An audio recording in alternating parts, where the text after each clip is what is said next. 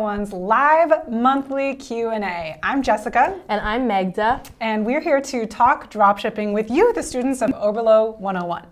Now, before we get started, just a couple normal housekeeping items. First, this whole session will be recorded. And to get the recorded version, just follow the same exact link that you clicked to get here. It'll automatically pop up once we're done.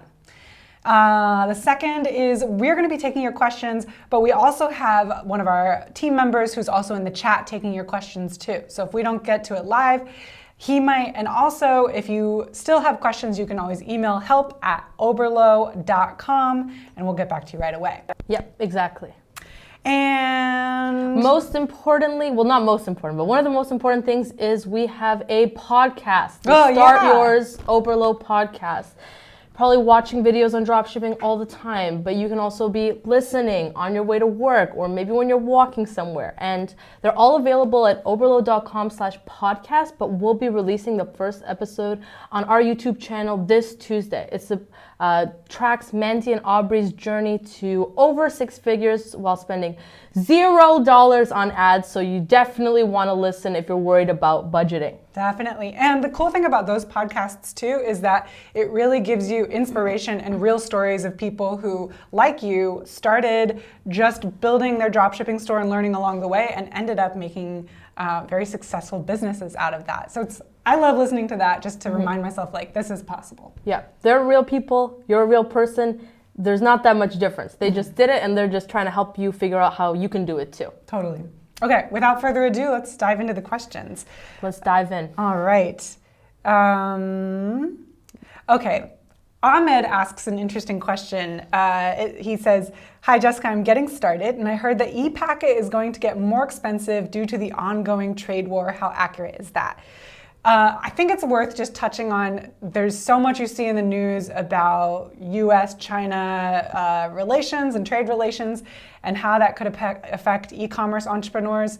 The bottom line is there's a lot of uncertainty, but we've also been in this situation before. In fact, just a year ago, we were having the same discussions.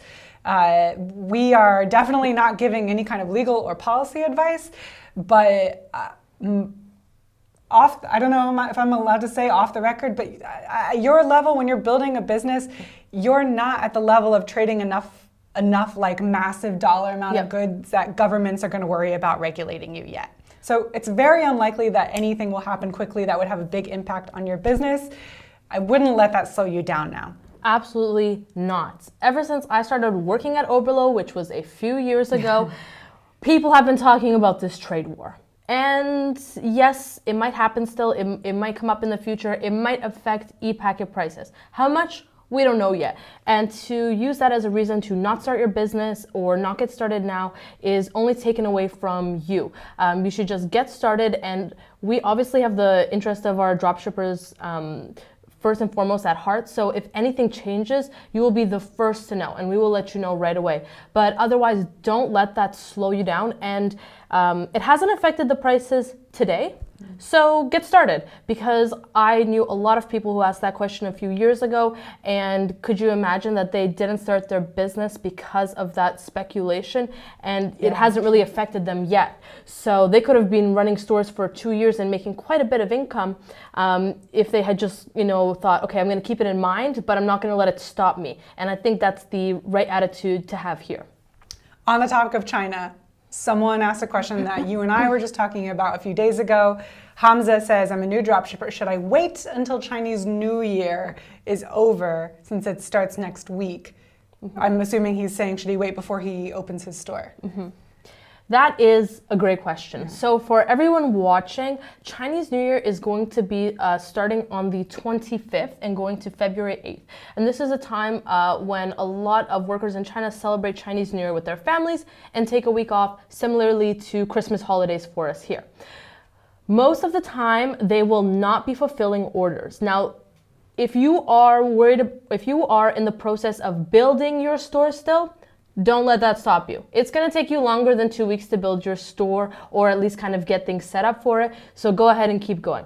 If you're about to start running ads, then I would maybe hold off on it. But first, what I would do is actually send them a message, because you can always ask them on AliExpress itself. It's really easy to do so. But send your suppliers a message. Yeah, send your suppliers a message. And sometimes they actually do have people still working, or they will actually redirect your orders to their facilities in the United States that are still open during that time so they can fulfill your orders. So if you're running ads, then put a pause and start actually sending some messages. But if you're just building your dropshipping store, keep going, because by the time you're finished and ready to run ads, it might actually be just at the end of Chinese New Year.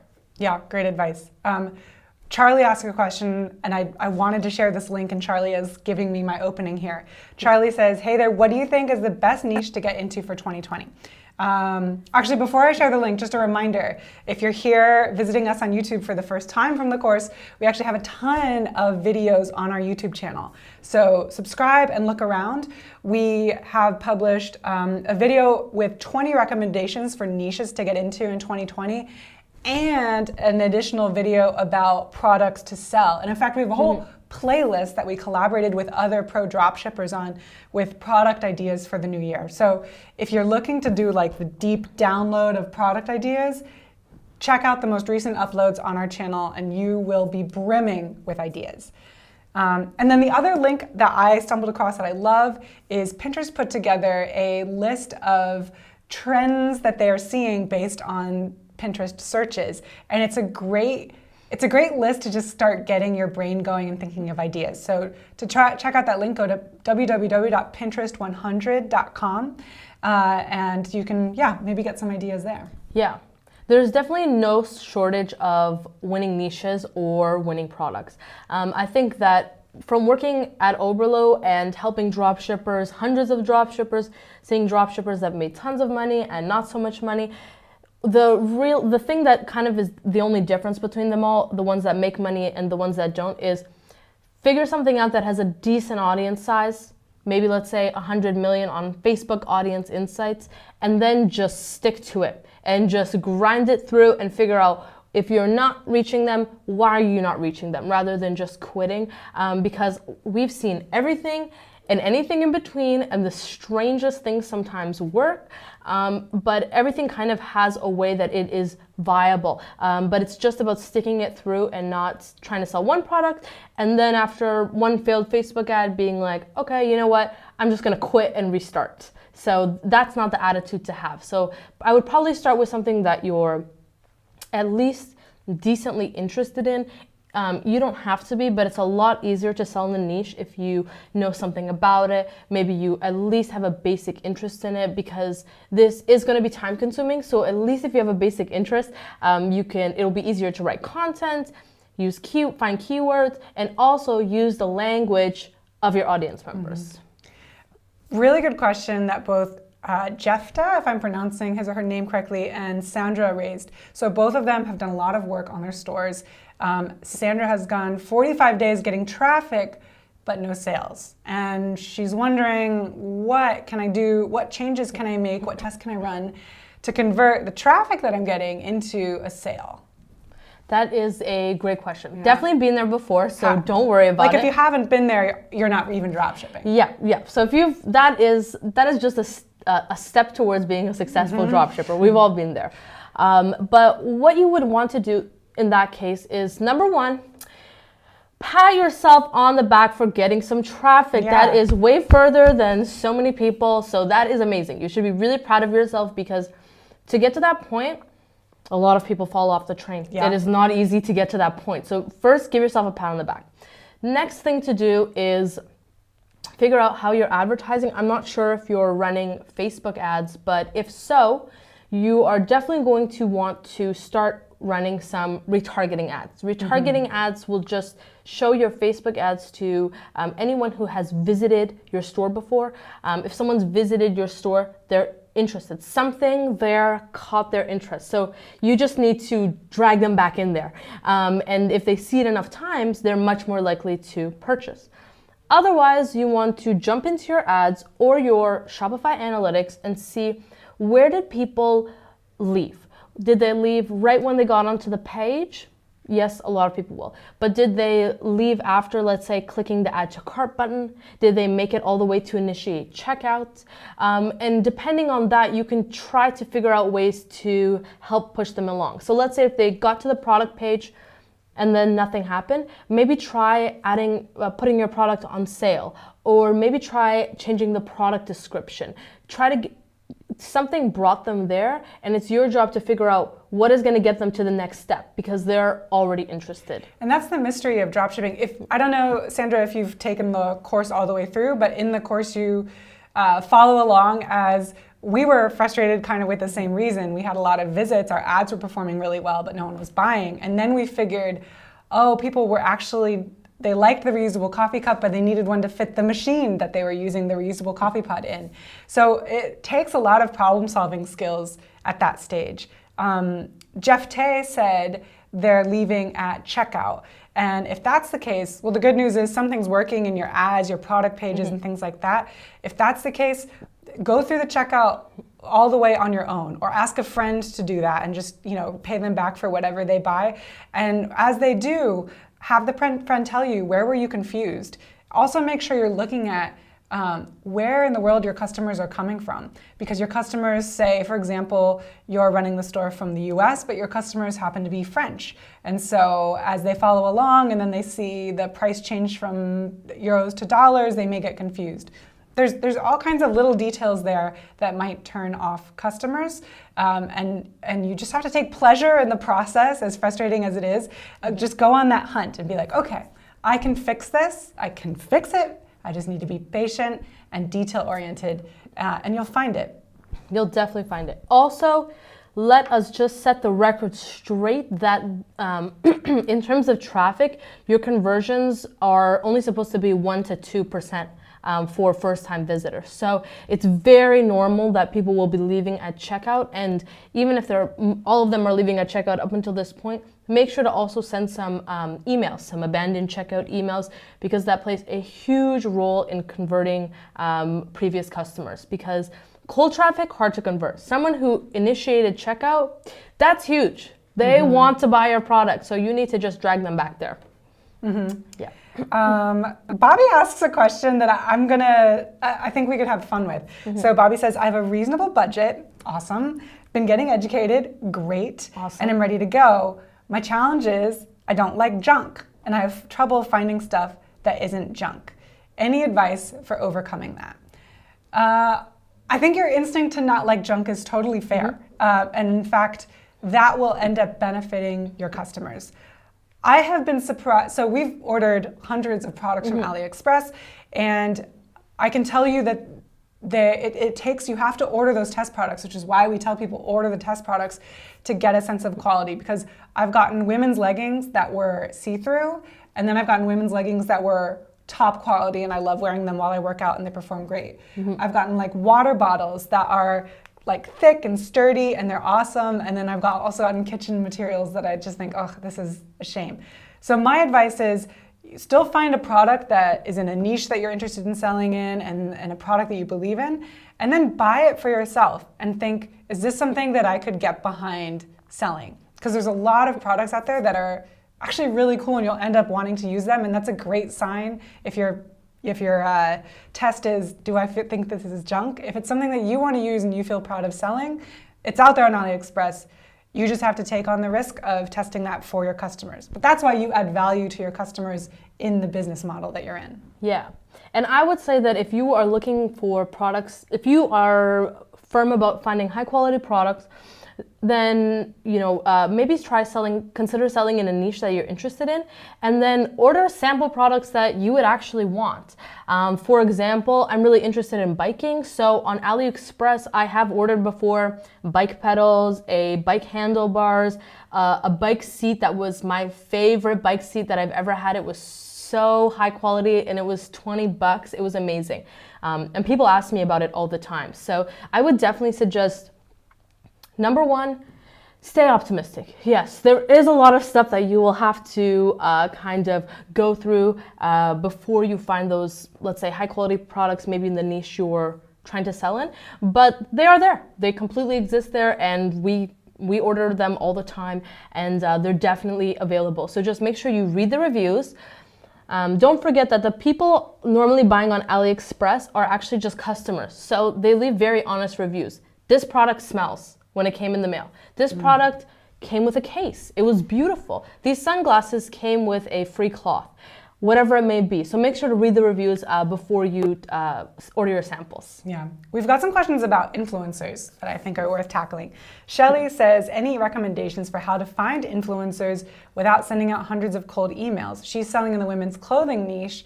So of course, like 75% of influencers seem to be in that niche as well. One thing that comes to mind is get creative with what kind of influencers you're working with. So you say you're in the women's clothing niche. Of course, the first thing you would think of is, I'm going to go after fashion influencers. But think about who your audience is. Are they young teenage women? Are they older women? Are they women, in their 30s, moms, whatever? And then think about who are the other influencers outside of fashion that these women are looking to. So for example, say you are selling just kind of classic clothing to women between 25 and 45 or somewhere in that range. Perhaps some of them are parents. Look for mommy bloggers that are maybe giving tips on vegan baby food recipes, but they're in their own videos wearing outfits as they do that. Or look for, if you're having a younger demographic, look for people who are, discussing art or media influencers and go after them and say, hey, I know you're talking about something else in your videos. Could you wear this shirt? And just link to it as the outfit that you're wearing. That's a great way to still get in front of your audience, but it's a lot less competition in that sense. Those influencers are probably like, sweet, free outfit. I'm happy to wear it. I never get approached for free outfits. People are just trying to sell me something more niche specific. I completely agree. One other tip that I would have is this one, Shelly. You're not going to want to hear it, but sorry, you might have to send the 100 emails. That is just a fact of the matter. And yes, 100 emails can seem like a lot because you're thinking about it as 100, but you're not building your dropshipping business and your dropshipping empire in one day. It's gonna take you a few weeks anyways. So if you break those down, okay, well, 100 emails seems ridiculous. I agree. I would not want to send 100 emails. But sending 5 emails a day, that seems reasonable. And you can really get to 100 really quickly if you dedicate, let's say, or if you are determined to send 5 a day. And once you're determined to send 5 a day, you have no idea. Maybe on day 3, you're actually going to find an influencer who is excited to work with you and didn't take you 100. But I think it's important to get into the mindset of thinking, I will send 100 emails if I need to send 100 emails to get this to work. And usually if you have that mindset, then you actually don't need to get to the 100th, but it's going to take you to the 15th or the 40th that actually will work rather than you stopping at 0, which I think that anyone listening has been through before. You kind of think about this huge mountain of work and then you end up sending 0 emails. Yeah. So I would probably say that would be my suggestion. A question from Paula about, do you need to start an LLC or open a business account before you start drop shipping?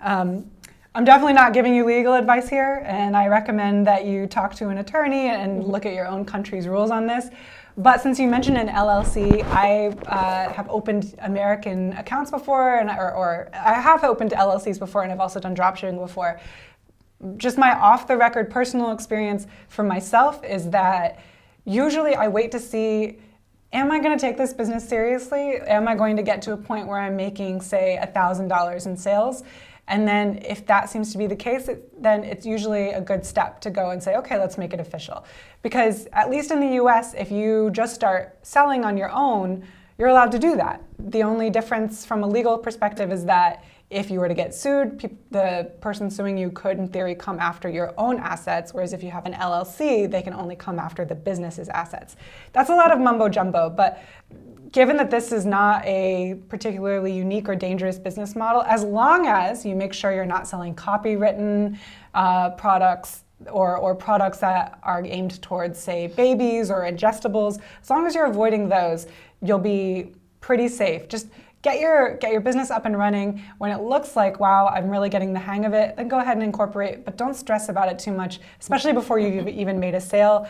You can make a couple dozen sales, and you won't be, you really don't need to like worry about making it official up to that point.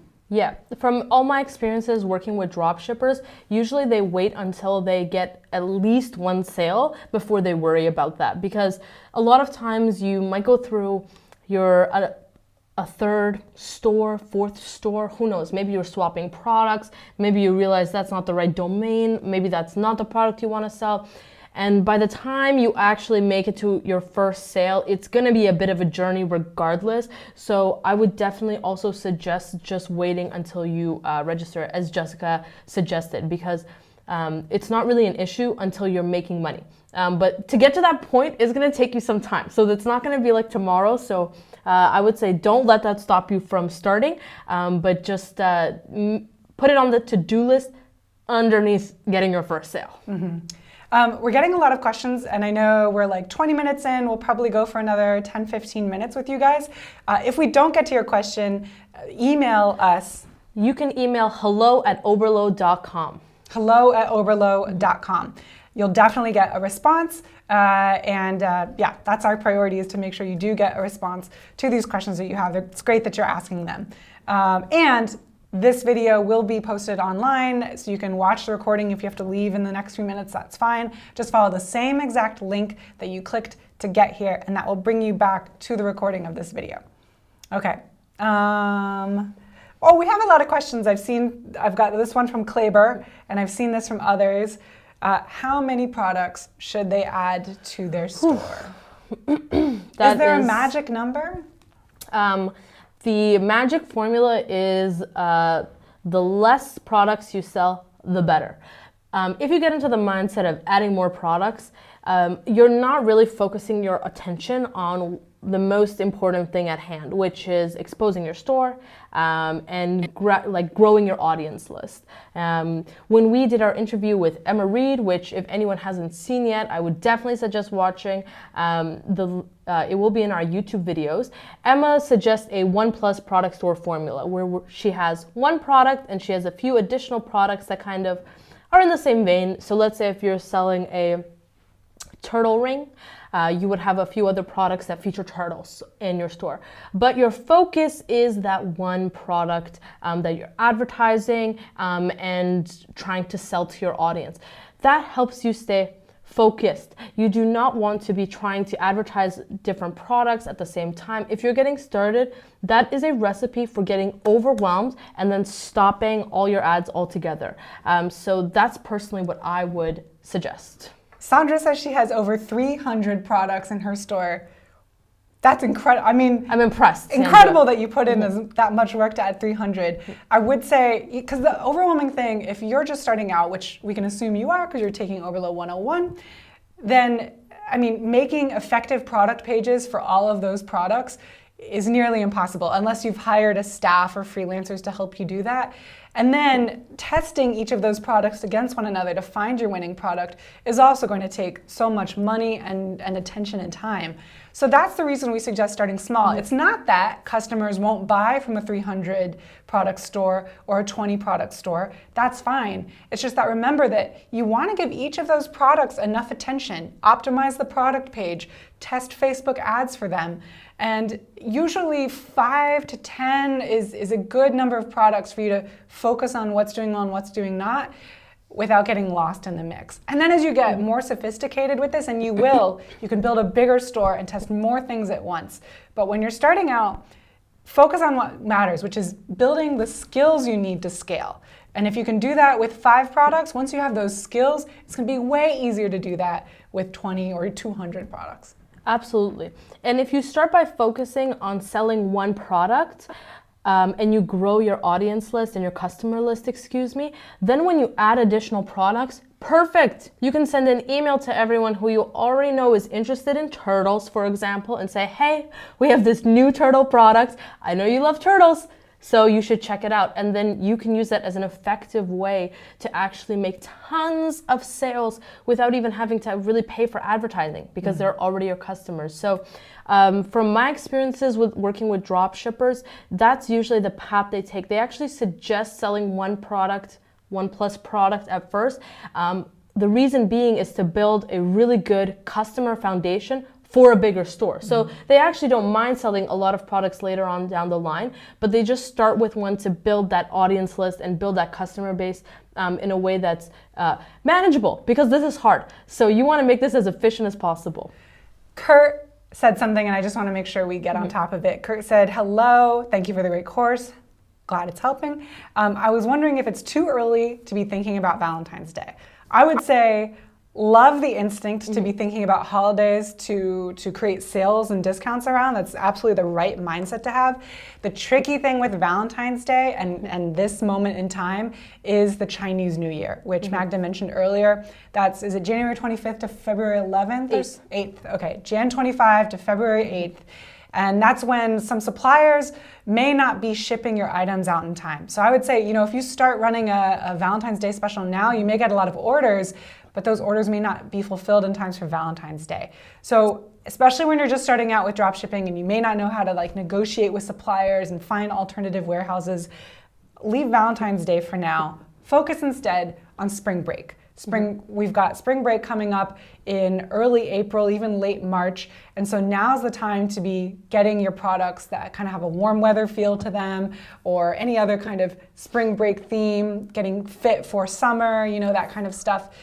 Prepare that now so that after the Chinese New Year, you can really start driving those spring discounts. Yep, I completely agree. I would definitely be a little bit hesitant.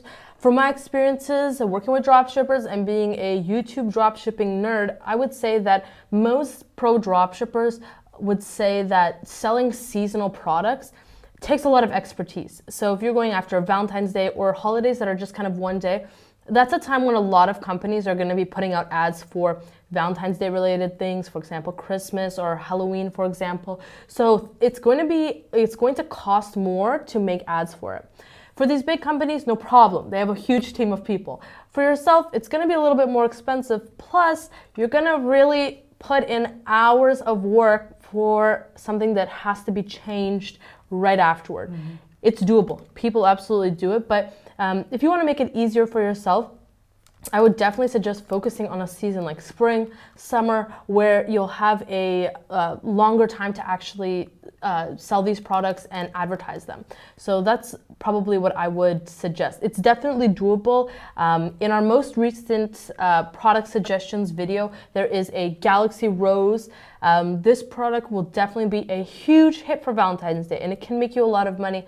However, there's a lot of other products that can make you a lot of money too that aren't going to be kind of over or kind of dip after that date. Yeah, and remember in that video actually for the Galaxy Rose, you can also be selling that to people who have anniversaries year round. And in that video, we show you exactly how to target people on Facebook who have anniversaries that are coming up. So you can still sell that Galaxy Rose for sure. We're getting tons of questions and some of them are more specific, like how do I do this in Oberlo and payment gateway related, just so that we answer questions that are applicable to everyone watching. If we don't get to your question, email hello@oberlo.com and you'll get your question answered. If you email hello@oberlo.com, that is our customer success managers. They spend all day helping dropshippers, helping set up payment gateways, suggesting payment gateways. So they are experts at that. So they will definitely be able to help. Also, we had a question about Amazon versus Shopify and how you can compete with Amazon. And we actually created a whole video about that. If you search Amazon Oberlo, I'm sure it will pop up within the first few videos. But this all comes back to finding the right products. If you, here's an example. Actually, I bought something on Amazon the other day. I bought curtains on Amazon because I knew I needed curtains. I was like, I know I need curtains. I just want to get it done. I don't want anything special. And I went on Amazon and I searched curtains. Bam, boom, done. That's the kind of product you want to avoid. The kind of product that a customer wakes up and says, oh, I need to buy curtains today. Oh, I need to buy X today. They will go to Amazon for that because they need it quick. They know what they need. What you're looking for when you're looking for cool dropshipping products are things that customers did not even know they needed or wanted when they woke up that morning. And instead they saw the ad and they go, a water bottle for my dog. Oh, perfect. That's perfect. A Galaxy Rose, our anniversary is just around the corner and I was wondering what to get. That's the kind of product that you bought, that you select. People aren't going to think like, oh, how do I like search this on Amazon? Galaxy Rose. I mean, that's not a category on Amazon. No. So you will, now all of this is just to say though, there will always be some customers that are like, I'm gonna price compares, compare prices. I'm gonna go to Amazon. But the nature of this business is that on a really good day, 98% of people won't buy. 2% will. But that's okay. $1 million businesses are built on that statistic. So don't freak out too much about that. Just make sure you get the 2% who will buy, and don't quit the game just because Amazon is your competitor. We interview people on this channel all the time who have successfully quit their jobs and are managing their stores even though Amazon's over there selling very similar products. Yeah, and it's definitely a testament to the fact that you just need to work it through. If you look on our channel, if you just look on YouTube, you'll find tons of people who are successful dropshippers, and they also compete against Amazon. They're not in a different market. They're doing it just like you would be. So if they can do it, you can too. It's just about figuring out how, reaching your audience, the products, and breaking it down. So it's definitely scary, but if they can do it, you can do it too. So just remember and stay positive. Ahmed asks, are there more courses and learning material you'll offer after Oberlo 101? Yes, and we're actually in the exact moment where we're brainstorming what those courses should be. So please let us know if you want a particular new course, because we're taking all your ideas right now and we're going to try to act on them and create some really helpful stuff for you guys. This is a great question, and maybe, I'd love your thoughts. So Red is asking, he's read the Oberlo blogs, he's listened on the podcasts, and he's really into the women's clothing and accessories niche. But how do you create a wow factor with clothing and accessories on Facebook? That is a great question. Definitely clothing continues to be the huge e-commerce category at the absolute top, crushing everyone else. But clothing, it's tough to sell online. Let's remember size charts. You need to be very strict with size charts. You need to be, if you're going to be selling clothing, women's clothing, you're going to need to make sure you have a great return and refund policy. That's going to be a bit of an issue, and definitely a little bit more difficult just because you're drop shipping. So if you want to sell in that sort of niche, go with accessories.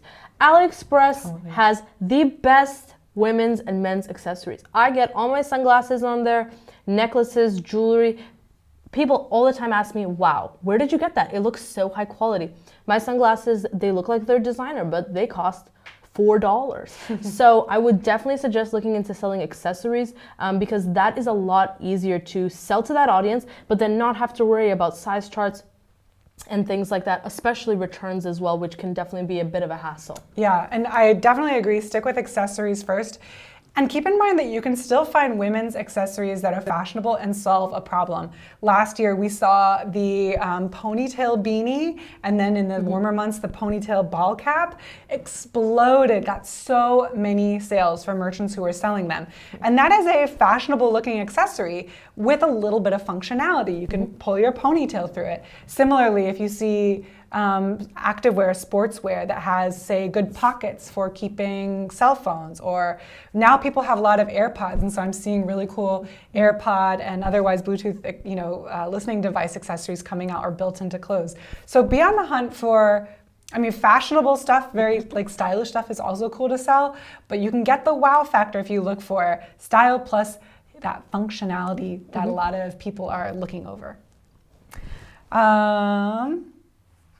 Let's see.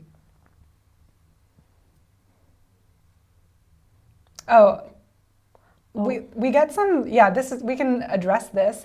And I saw a question that someone asked about Facebook cracking down on dropshippers.